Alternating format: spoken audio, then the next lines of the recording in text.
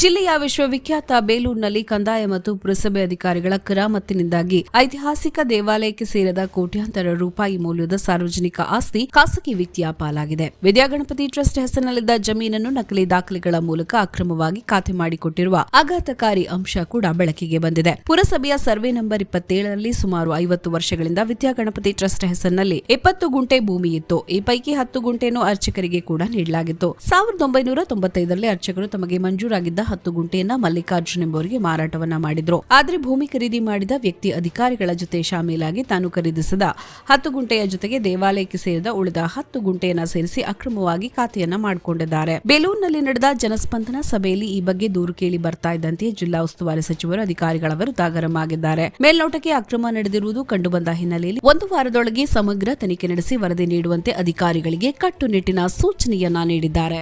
ನಮ್ಮ ಈ ವಿಡಿಯೋ ನಿಮಗೆ ಇಷ್ಟ ಆದಲ್ಲಿ ಲೈಕ್ ಮಾಡಿ, ಶೇರ್ ಮಾಡಿ, ಕಮೆಂಟ್ ಮಾಡಿ ಮತ್ತೆ ಸಬ್ಸ್ಕ್ರೈಬ್ ಮಾಡಿ.